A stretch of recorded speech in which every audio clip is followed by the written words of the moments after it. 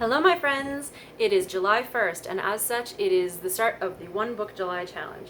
Now for some people this is more challenging than others, and frankly for me it's like my favorite challenge because it isn't one at all, because I only ever have one book. So I'm going to take you on a tour of what my book is currently set up like, and kind of talk a little bit about how I manage to only have one book ever. So this is my one book. This is a Traveler's Notebook, formerly Midori brand. Now Traveler's Notebook is its own brand, which is really cool. So this is in the brown, the original brown, whatever. But it is the post rebrand edition because it's got the Traveler's Notebook. It doesn't say Midori on it like it used to. It says Traveler's Company Japan. So take you on a tour of what this is set up like. So the first insert here is a folder. This is the craft folder insert. And in here I've got some page flags, which I bought. I think they're Stylogy brand. I bought them in Tokyo at Tokyo Hands, and I use them in case there's any really good ideas that I want to be able to move back to quickly in one of the notebooks we'll see further on. Here we've got some sticky notes. These are some Traveler's Company branded sticky notes, but I put them on a thin laminate sheet because I don't like carrying the whole book of them around. And then on this side are some variety of sticky notes, mostly Korean in origin. So those I keep if I need to use them. And then here I've got my Oji-san stickers. And if you have watched my channel or seen me on Instagram before, you know that I love Oji-san. So he's a Midori character, and these are several of the sticker sets of his. Just depicting him doing various things. There's like a work one and a vacation one and a whatever. But I keep all these in this sort of offset washi taped thing, which I made myself, and that kind of keeps them, they don't take up a lot of space in the book. So my entire folder is like not that thick. The next book in here is the writing notebook. And I put this in the middle because unlike the folder and the calendar, which is the final insert, this one tends to get switched in and out quite a bit. I mean, you change out the calendar once every 6 months. With the folder, you can change the contents without actually taking the insert out. And if I wanted to, I can put a second notebook, or a third notebook rather, inside here if I need to. If I have a special project going, sometimes I'll do that. But these I go through one every 1 or 2 months. So I tend to switch those out quite a bit more frequently.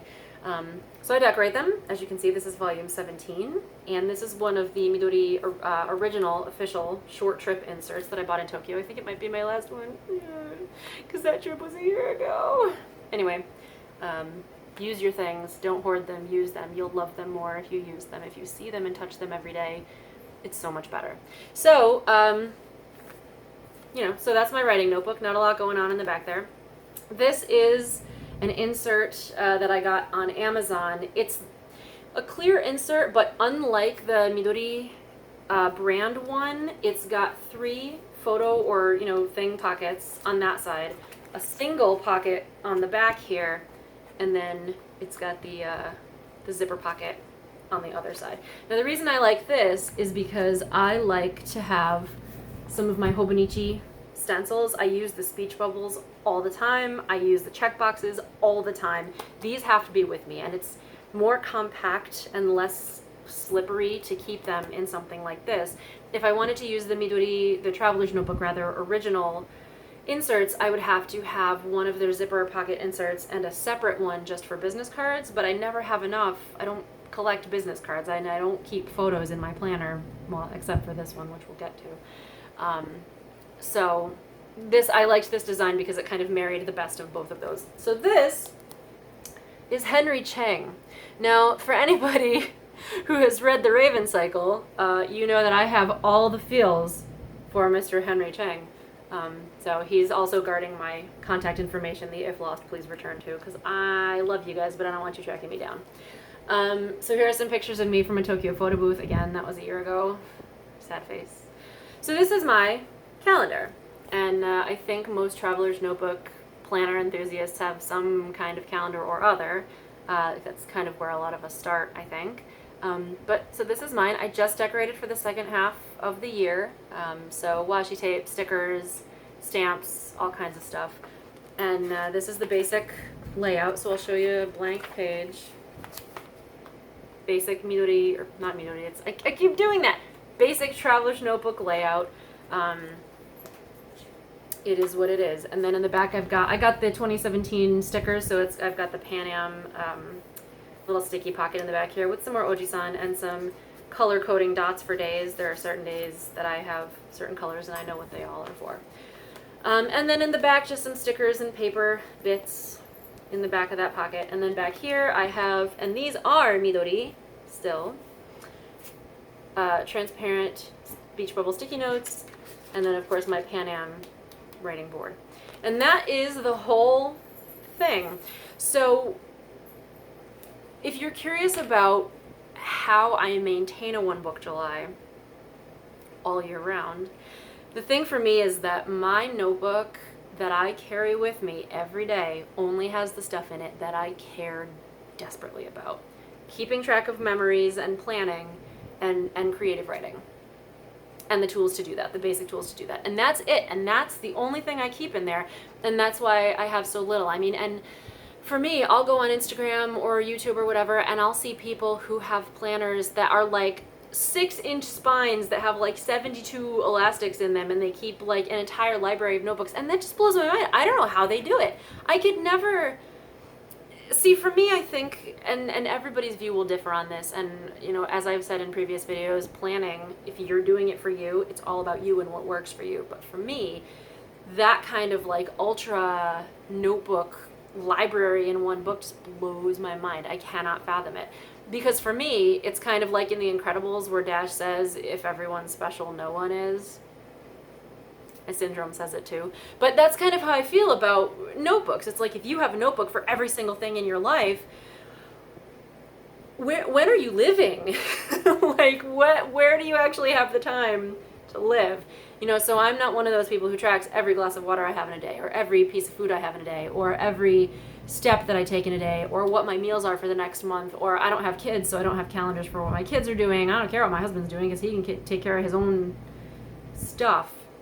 And I care, but not like enough to be his secretary, you know?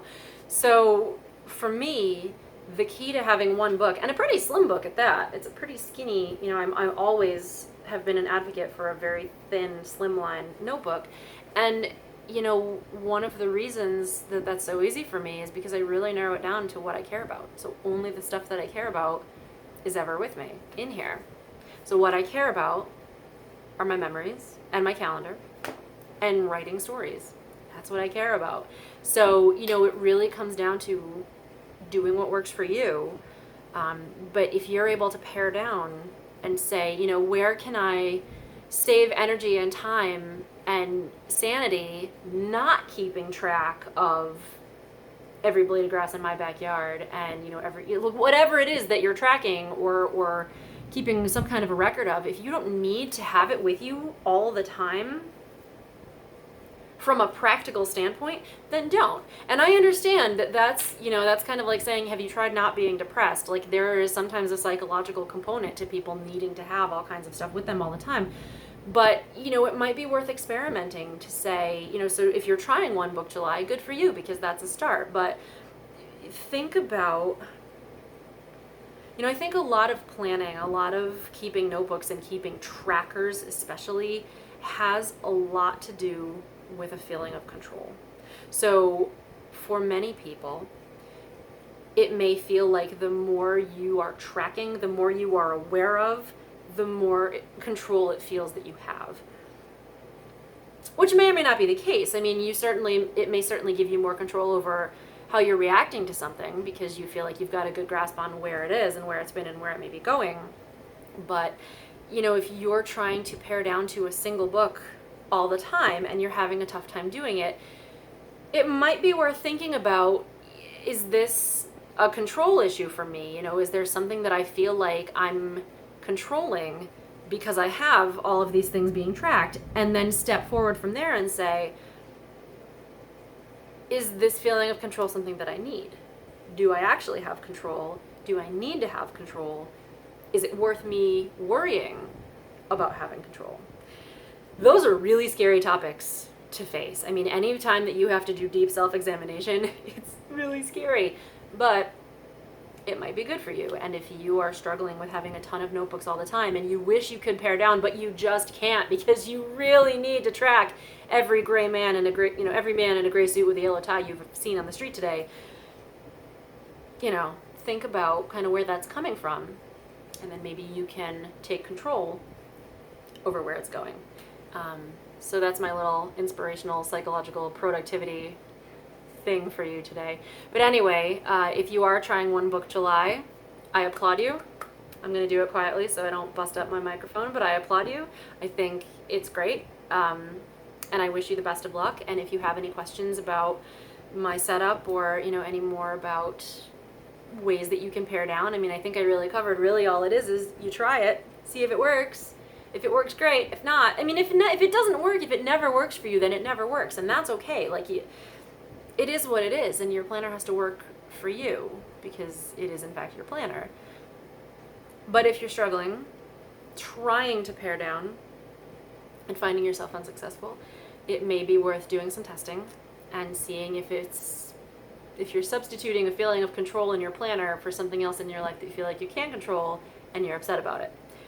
Again, I'm not a psychologist. This stuff is coming off the top of my head and based on observation about myself as well as other people that I know.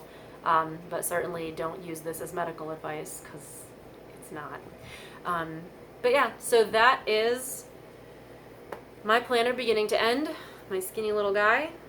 And so happy One Book July. I hope those of you who are trying it are successful, and I will see y'all next time. Bye-bye.